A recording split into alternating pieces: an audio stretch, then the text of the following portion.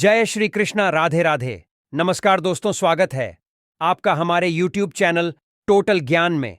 दोस्तों, आप भी अपनी लाइफ में कुछ नया सीखना चाहते हैं तो जल्दी से सब्सक्राइब कर लीजिए आपके अपने YouTube चैनल टोटल ज्ञान को, ताकि ऐसे ही आध्यात्मिक जानकारी वाले वीडियो आपको सबसे जल्द प्राप्त हो सके, आप इनका पूर्ण रूप से लाभ प्राप्त कर सकें।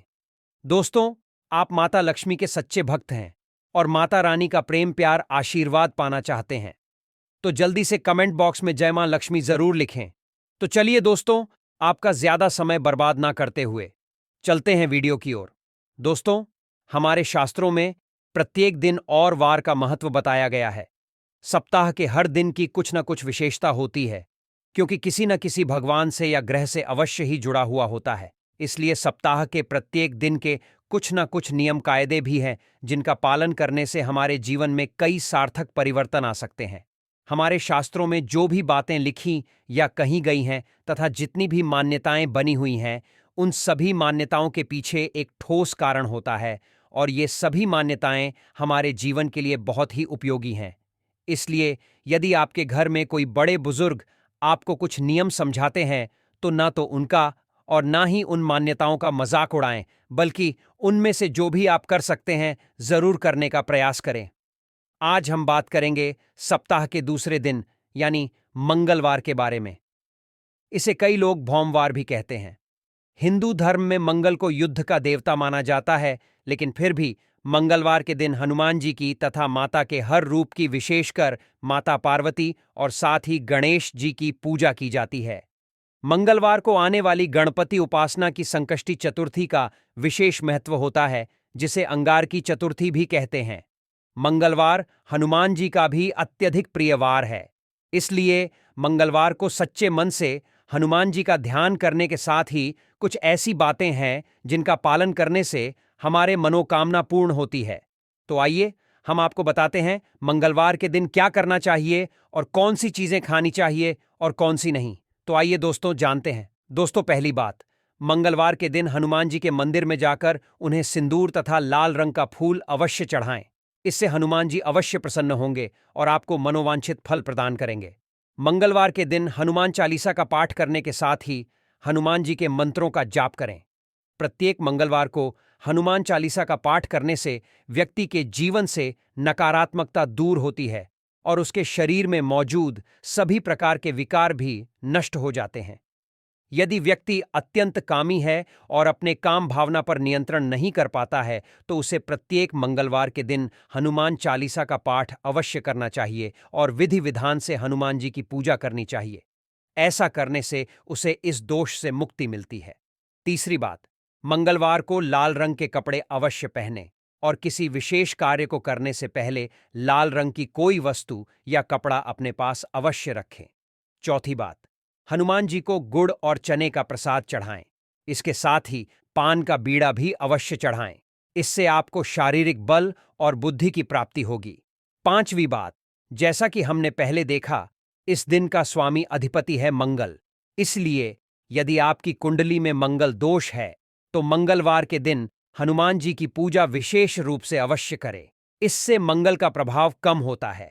यदि मंगल दोष का दुष्प्रभाव आपके जीवन पर अधिक है तो उसे कमियां दूर करने के लिए भागवत महापुराण में कहा गया है कि मंगलवार को मंगल चंडी देवी की उपासना करने से यह दोष का प्रभाव कम होता है और साथ ही उपासना करने से हमारे जीवन के सभी पारिवारिक, सामाजिक तथा आर्थिक संकट भी दूर हो जाते हैं।